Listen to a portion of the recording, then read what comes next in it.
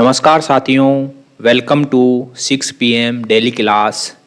आज इस क्लास में हम MCQ सीरीज का लेक्चर नंबर 109 डिस्कस करेंगे।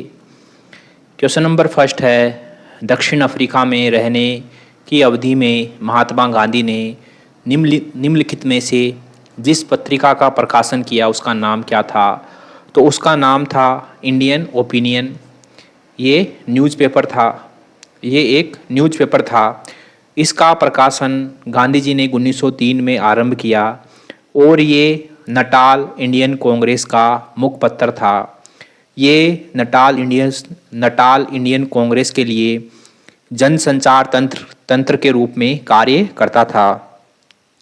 जो ये इंडियन ओपिनियन है, यह गुजराती, हिंदी, तमिल और अंग्रेजी में प्रकाशित होता था और ये 1962 तक पब्लिश होता रहा। गांधी जी के द्वारा अन्य पब्लिकेशन थे हरिजन। तो हरिजन एक वीकली न्यूज़पेपर था, उसके अलावा यंग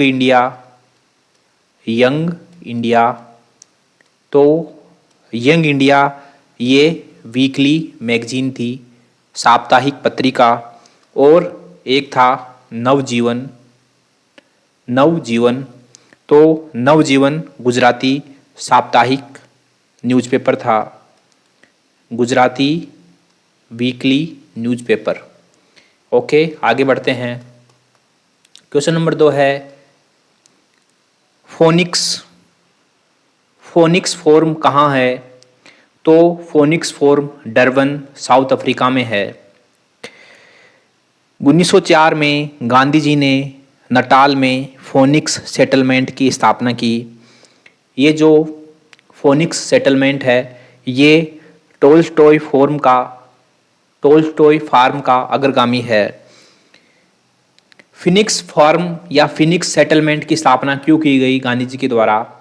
ये लाइक माइंडेड लोगों को साथ रखने के लिए गांधी जी ने फोनिक्स फार्म की स्थापना की थी। यानी कि अगर लाइक माइंडेड लोग मिलकर साथ रहेंगे तो वे अपने जो राजनीतिक विचार है उनके बारे में अधिक डिस्कस कर पाएंगे और किस प्रकार से सरकार के सामने अपनी मांगे रखनी है उनके बारे में जो है अधिक से अधिक डिस्कस कर पाएंगे। इसलिए 1904 में गांधी जी के द्वारा फोनिक्स सेटलमेंट की स्थापना की गई थी। उसके बाद 1910 में गांधी जी के द्वारा टोल्स्टॉय फार्म की स्थापना की गई थी। टोल्स्टॉय फार्म की स्थापना की गई थी 1910 में। टोल्स्टॉय फार्म की स्थापना की गई थी कि आंदोलन के दौरान जिन व्यक्तियों को जेल में बंद कर दिया गया है, तो उनके पीछे से उनके परिवारों की देखभाल करने के लिए, उनके परिवारों को रेजिडेंस आवास मुहैया करवाने के लिए टोल्स्टॉय फार्म की स्थापना की गई थी। ठीक है। तो क्वेश्चन नंबर 3 है, दक्षिण अफ्रीका के किस रेलवे स्टेशन पर गांधी जी को ट्रेन से फेंका गया था? तो ये रेलवे स्टेशन था पीटर मेरिट्सबर्ग। इस पे जो है गांधी जी को ट्रेन से फेंक दिया गया था। गांधी जी बाबा अब्दुल्ला कंपनी के काम से डरबन से प्रिटोरिया जा रहे थे और ये घटना है 1893 की। गांधी जी डरबन से प्रिटोरिया जा रहे थे फर्स्ट क्लास डिब्बे में, तो वहाँ पर एक अंग्रेज़ व्यक्ति ने उनको पीटर मेरिट्सबर्ग नामक स्टेशन पर ट्रेन से बाहर फेंक दिया और गांधी जी को पूरी रात स्टेशन पर गुजारनी पड़ी। इसके बाद ही गांधी जी ने डिसाइड किया, इस रंगभेद के खिलाफ लड़ाई लड़ने का डिसीजन किया और उन्होंने नेटल इंडियन कांग्रेस की स्थापना की। नेटल इंडियन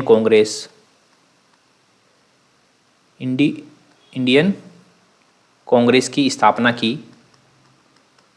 ठीक है। तो ये पीटर मेरिट्सबर्ग था जहाँ पर गांधी जी को फेंक दिया गया था ट्रेन से। क्वेश्चन नंबर 4 है, एम के गांधी ने निम्नलिखित भारतीय राष्ट्रीय कांग्रेस के अधिवेशनों में से किस एक में सर्वप्रथम भाग लिया था? तो गांधी जी ने सर्वप्रथम भाग लिया था कलकत्ता अधिवेशन 1901 में, और इसके अध्यक्ष थे दिनसा वाचा। दिनसा वाचा इसके अध्यक्ष थे। और यहाँ पर गांधी जी कांग्रेस के बड़े बड़े नेताओं से मुलाकात की, और गांधी जी ने उन बड़े बड़े नेताओं से रिक्वेस्ट की, गुहार लगाई कि वे साउथ अफ्रीका में हो रहे रंगभेद और भेदभाव के खिलाफ आवाज़ उठाएं, और जो साउथ अफ्रीका में रह रहे भारतीय हैं उनके संघर्ष के बारे में आवाज़ उठाएं। ओके, तो ये कलकत्ता अधिवेशन था 1901 का। क्वेश्चन नंबर 5 है, निम्नलिखित में से किसने गांधी जी को सर्वप्रथम महात्मा के तौर पर संबोधित किया था? तो सबसे पहले गांधी जी को महात्मा के तौर पर संबोधित किया था रविंद्रनाथ टैगोर ने। रविंद्रनाथ टैगोर ने 1915 में गांधी जी को एक पत्र लिखा था, एक लेटर लिखा था। उसमें गांधी जी को टैगोर ने महात्मा कहा था। तो सबसे पहले महात्मा का जिक्र टैगोर के द्वारा किया जाता है एक पत्र में। ठीक है, तो टैगोर ने सबसे पहले गांधी जी को महात्मा कहा था। क्वेश्चन नंबर 6 है, महात्मा गांधी को सर्वप्रथम राष्ट्रपिता किसने कहा था? तो ये सुभाष चंद्र बोस ने कहा था।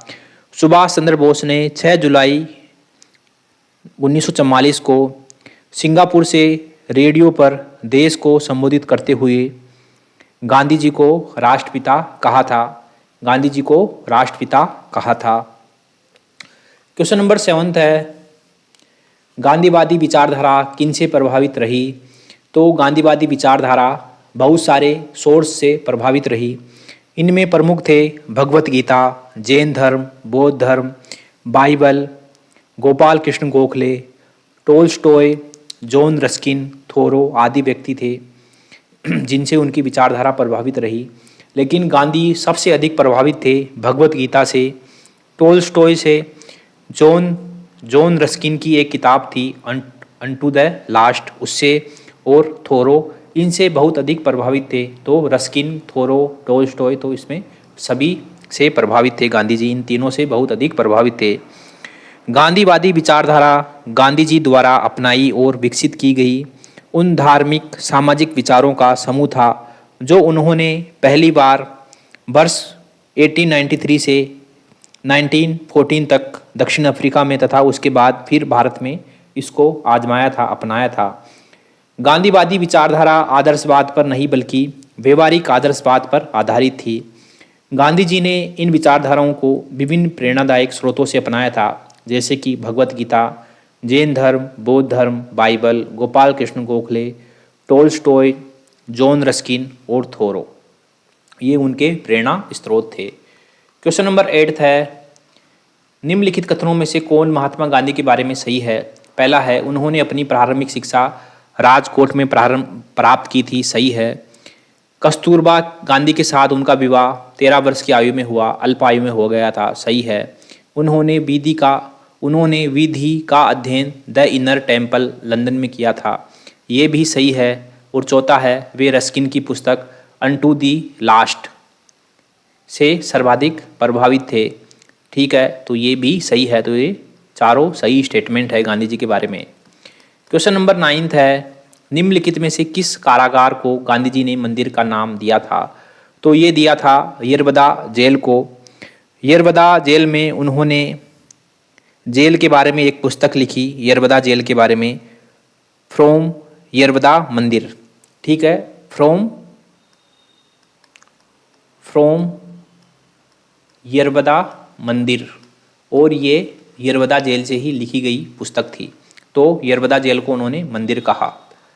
क्वेश्चन नंबर 10 है, स्वाधीनता आंदोलन के दौरान महात्मा गांधी के करीबी अंग्रेज मित्र कौन थे? तो ये थे चार्ल्स एंड्रयूज,